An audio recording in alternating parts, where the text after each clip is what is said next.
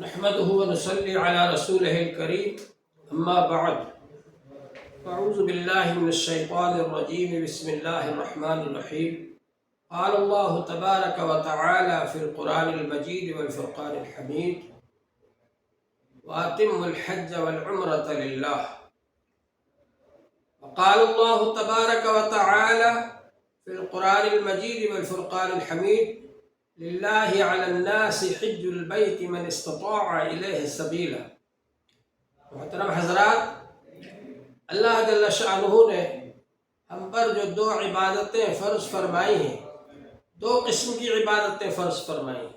ایک تو وہ عبادتیں ہیں جن کا تعلق اللہ جل شانہ کی شان جلالی سے ہے، اور ایک وہ عبادتیں ہیں جن کا تعلق اللہ جل شانہ کی شان جمالی سے ہے۔ نماز اور زکوٰۃ یہ دونوں ایسی عبادتیں ہیں جن کا تعلق اللہ تعالیٰ کی شان مالکیت اور شان جلالی سے۔ انسان اللہ تعالیٰ کے دربار میں ہاتھ باندھ کر کھڑا ہو جاتا ہے، انسان اللہ تعالیٰ کے سامنے جھک جاتا ہے، رکوع کرتا ہے، انسان اللہ جل شانہ کے سامنے سر ٹیکتا ہے، سجدہ کرتا ہے۔ اس عبادت سے اللہ تبارک و تعالیٰ کی شان مالکیت ظاہر ہوتی ہے اور شان جلالی ظاہر ہوتی ہے۔ دوسری عبادتیں اسی طرح سے زکوٰۃ کے ذریعے اللہ تعالیٰ کی شان مالکیت ظاہر ہوتی ہے۔ ہمارا جو مال ہے وہ اللہ کا دیا ہوا ہے، اصل مالک اللہ تعالیٰ ہے۔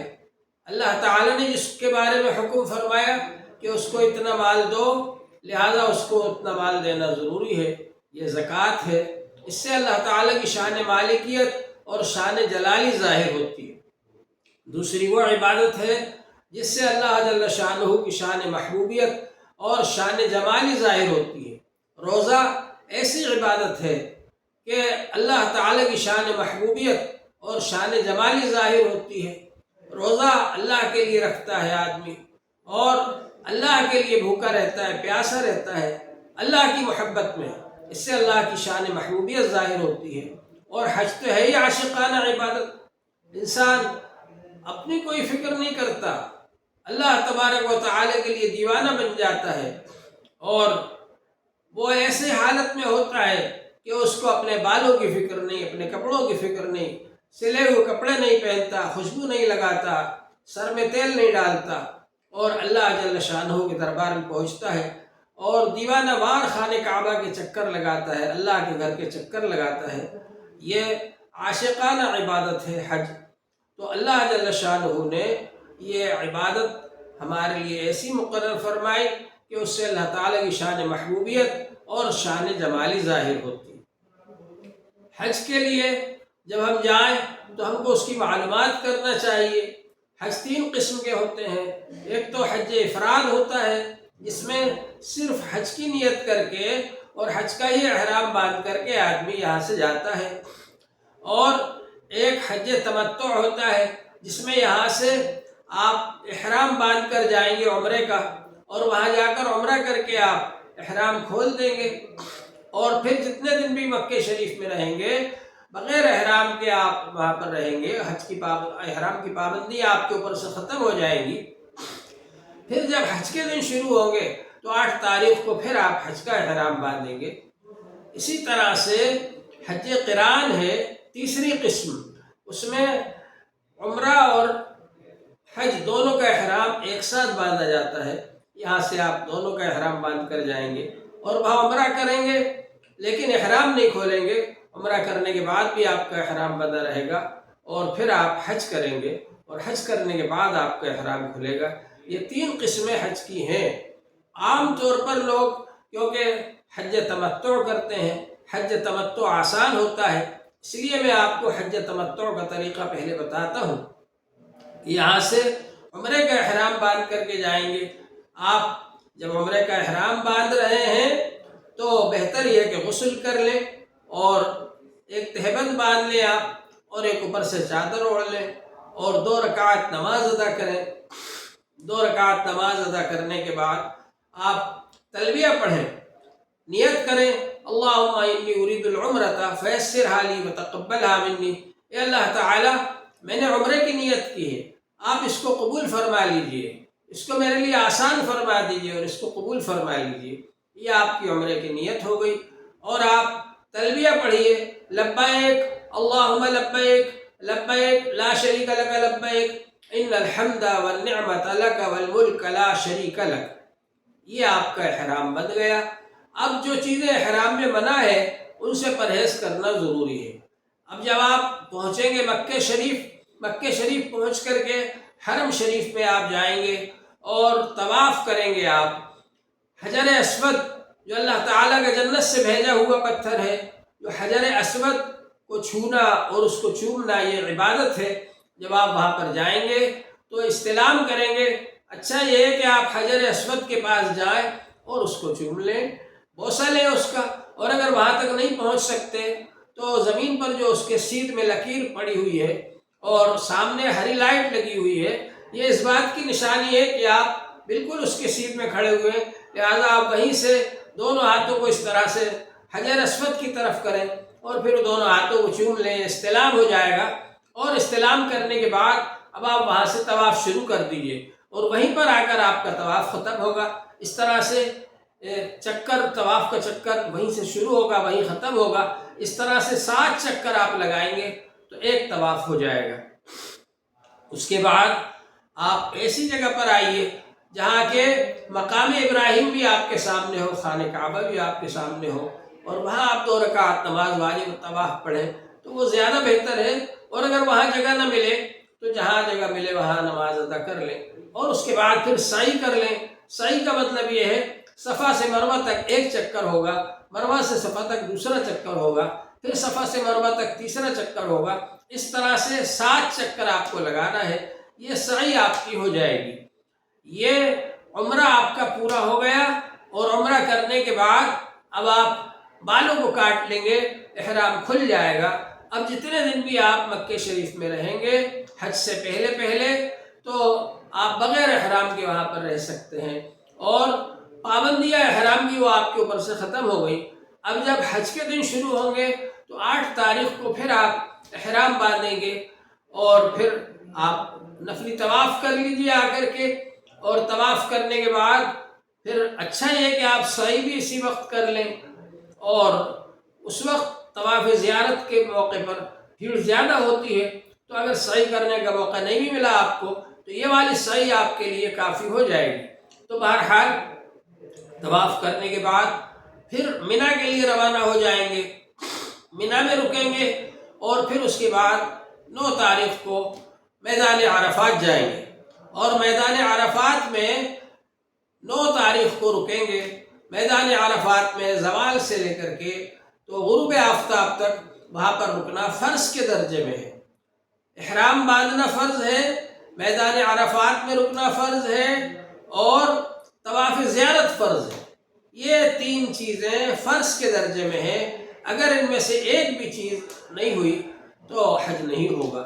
اس لیے میدان عرفات میں آپ کو پہنچنا ہے اور وہاں اللہ تعالیٰ سے دعا کرنا ہے، گڑ گڑانا ہے، رونا ہے اپنے لیے اور ساری دنیا کے لیے، خیر و عافیت کی، امن و امان کی، اور خیر و برکت کی، اور دین پر جمے رہنے اور استقامت کی دعا کرنا ہے۔ تو یہ میدان عرفات میں آپ جائیں گے، اور میدان عرفات میں اچھا یہ ہے کہ آپ مسجد نمرہ جا کر ظہر کی نماز ادا کریں، تو امام صاحب ظہر اور عصر ایک ساتھ پڑھائیں گے۔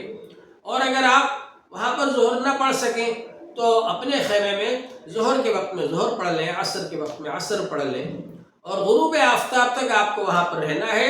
غروب آفتاب کے بعد وہاں سے نکلنا ہے، پھر اس کے بعد آپ کو مزدلفہ آنا ہے۔ راستے میں مغرب نہیں پڑھنا ہے، وہاں بھی نہیں پڑھنا ہے اور راستے میں بھی نہیں پڑھنا ہے، بلکہ جب آپ مزدلفہ پہنچ جائیں تو مزدلفہ پہنچنے کے بعد پھر آپ کو مغرب اور عشاء ایک ساتھ پڑھنا ہے، اور مغرب اور عشاء ساتھ پڑھنے کے بعد میں وہیں آپ کو رات گزارنا ہے مزدلفہ کے اندر۔ یہ رات شب قدر کے برابر درجہ رکھتی ہے، اور وہیں پر آپ کو اللہ تعالیٰ کی عبادت کرنا ہے۔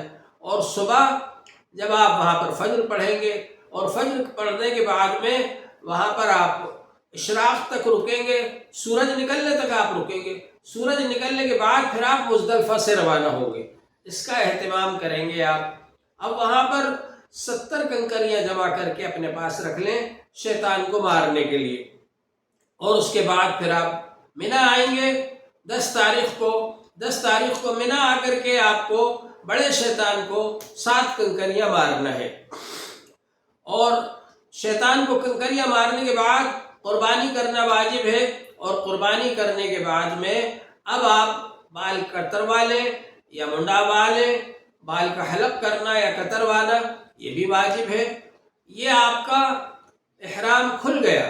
اب اس کے بعد میں آپ یہاں سے روانہ ہو کر کے 10 تاریخ کو مکہ شریف آ جائیں، کعبہ شریف میں آپ طواف زیارت کر لیں، اور اگر پہلے سے سعی نہ کی ہو ایڈوانس میں تو اس وقت سعی کر لیں طواف زیارت کے ساتھ۔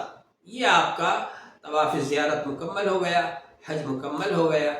اور جو حضرات کے حج افراد کرنا چاہتے ہیں، صرف حج کرنا چاہتے ہیں، تو وہ شروع ہی میں جب روانہ ہوں گے تو اس وقت حج کا ہی احرام باندھ کر کے جائیں گے، جس کو حج افراد کہا جاتا ہے۔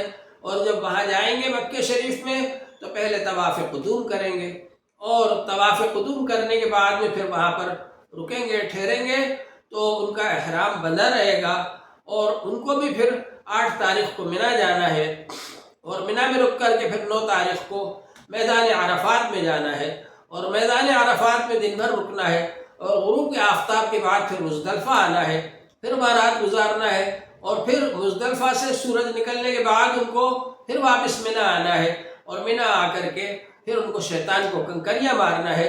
حج افراد میں قربانی نہیں ہے، لہٰذا وہ کنکریاں مارنے کے بعد میں اپنے بال کٹوا لیں، اور بالوں کو کاٹنے کے بعد یا حلق کروانے کے بعد، مونڈنے کے بعد وہ احرام سے باہر آ جائیں گے، احرام کھل جائے گا ان کا، اور پھر طواف زیارت کرنے جائیں گے۔ تو اس طرح سے ان کو کرنا ہے۔ اور آپ جو 10 تاریخ کو طواف زیارت کرنے کے لیے آ گئے، پھر اس کے بعد آپ کو جانا ہے دوبارہ منا کے اندر رکنا ہے۔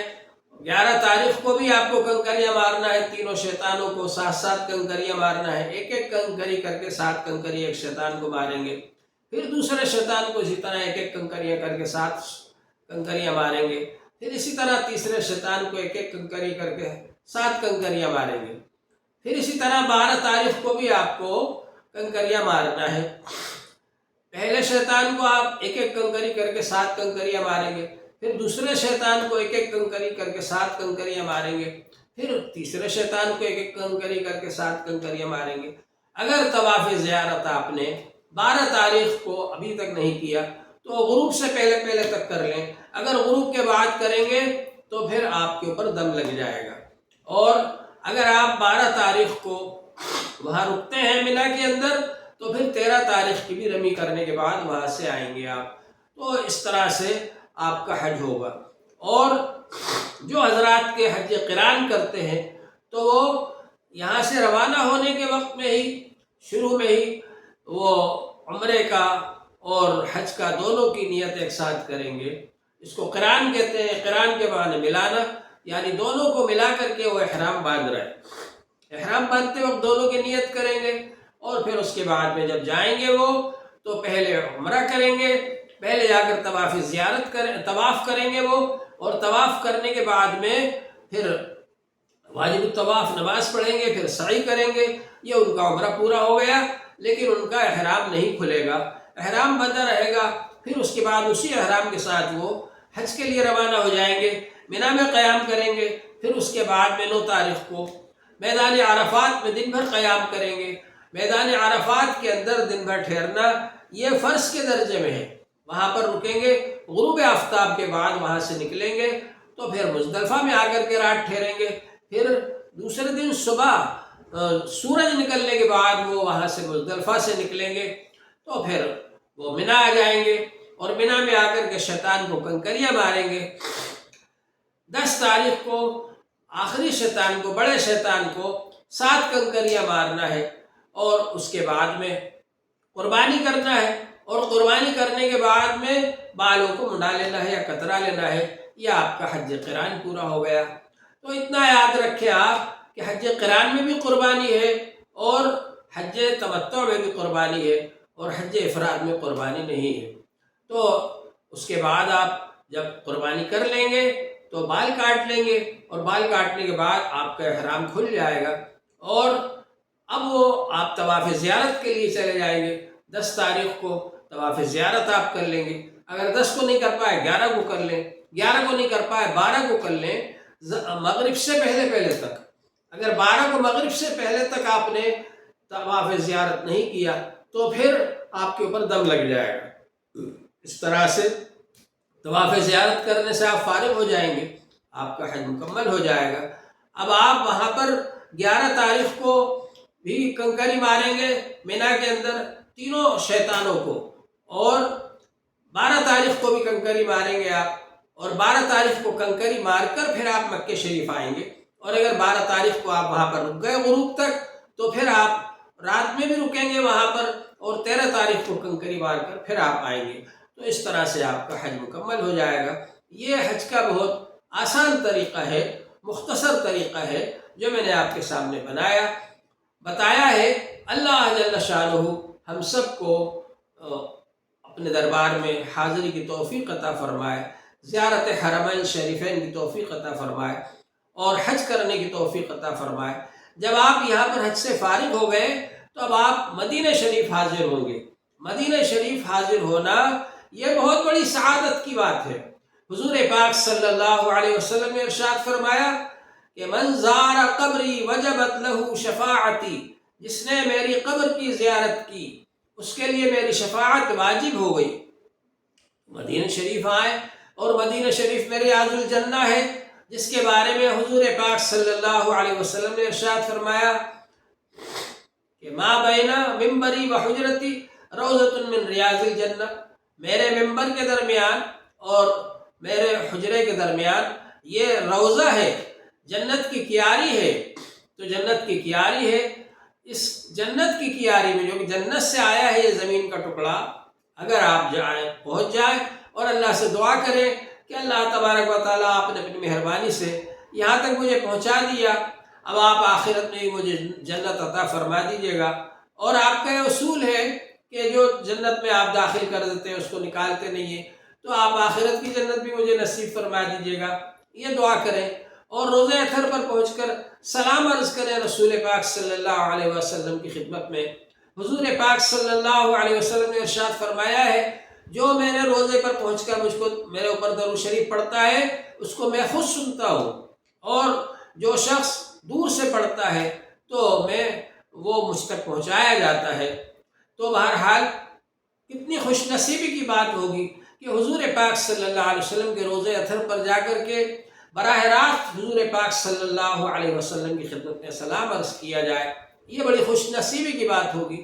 اپنی طرف سے اور اپنے دوستوں کی طرف سے، رشتہ داروں کی طرف سے جنہوں نے بھی کہا ہو سلام عرض کر سکتے ہیں آپ وہاں پر۔ تو اللہ جل شانہ نے یہ آپ کو موقع عطا فرمایا۔ اور مدینہ شریف میں ایک جگہ ہے قباء، جہاں حضور پاک صلی اللہ علیہ وسلم نے قیام فرمایا تھا، اور جہاں پر آپ کو نماز پڑھنے کا اللہ جل شانہ نے حکم فرمایا، اور آپ نے وہاں پر مسجد تعمیر کروائی، اور جن لوگوں نے وہاں مسجد تعمیر کی ان کے بارے میں اللہ تبارک و تعالی نے خوشخبری دی، فیہ رجال یحبون ان یتطہروا، اس مسجد میں ایسے لوگ ہیں جو خوب پاکی حاصل کرنے کو پسند کرتے ہیں۔ تو حضور پاک صلی اللہ علیہ وسلم وہاں پر تشریف لے جاتے تھے۔ لمسجد اسس علی التقوی، جس مسجد کی بنیاد تقوی پر ہے وہ زیادہ حقدار ہے کہ آپ وہاں جا کر نماز ادا کریں۔ حضور پاک صلی اللہ علیہ وسلم نے ارشاد فرمایا کہ مسجد قباء میں جا کر کے 2 رکعت نماز پڑھنا عمرے کے برابر ثواب رکھتا ہے۔ اس لیے آپ یہاں پر مسجد نبوی کے اندر تو 8 نمازیں، 8 دن تک آپ نمازیں پڑھیں گے ہی، پانچوں نمازیں 8 دن تک پڑھیں گے، 40 نمازیں ہوں گی، اور یہ 40 نمازیں آپ پڑھ لیں گے تو آپ کو جہنم سے آزادی کا پروانہ مل جائے گا، نفاق سے آزادی کا پروانہ مل جائے گا۔ تو کوشش کریں کہ آپ کی 40 نمازوں میں سے کوئی نماز نہ چھوٹنے پائے، اور اس کے علاوہ آپ کو جو وقت ملے فجر سے ظہر کے درمیان میں یا ظہر سے عصر کے درمیان میں، تو آپ قباء جا کر کے 2 رکعت نماز ادا کر لیں، اس کا عمرے کے برابر ثواب ہے۔ کیونکہ مدینہ پہنچنے کے بعد وہ آپ عمرہ نہیں کر پا رہے، تو آپ 2 رکعت نماز مسجد قباء میں جا کر پڑھ لیں گے تو اس کا عمرے کے برابر ثواب ملے گا۔ اس کے علاوہ وہاں پر زیارت کی اور جگہ ہیں، احد پہاڑ ہے، وہاں بھی جا سکتے ہیں۔ اسی طرح مکہ شریف میں جو زیارت کی جگہ ہیں وہاں بھی جا سکتے ہیں، لیکن سب سے زیادہ فضیلت وہاں پر طواف کرنے کی ہے۔ طواف جتنا زیادہ ہو سکے حرم شریف میں رہتے ہوئے، خانہ کعبہ میں رہتے ہوئے آپ جتنا زیادہ ہو سکے طواف کریں، اور دوسری عبادتوں کے مقابلے میں طواف کی زیادہ فضیلت ہے۔ اسی طرح مدینہ شریف میں پہنچنے کے بعد زیادہ بہتر یہ ہے کہ آپ حضور پاک صلی اللہ علیہ وسلم کے روضہ اطہر پر بار بار جا کر کے سلام عرض کر رہے ہیں، اور حضور پاک صلی اللہ علیہ وسلم نے جو فضیلت بیان فرمائی ہے ریاض الجنہ کی، وہاں آپ پہنچنے کی کوشش کریں اور وہاں جا کر اللہ جل شانہ سے دعا کریں۔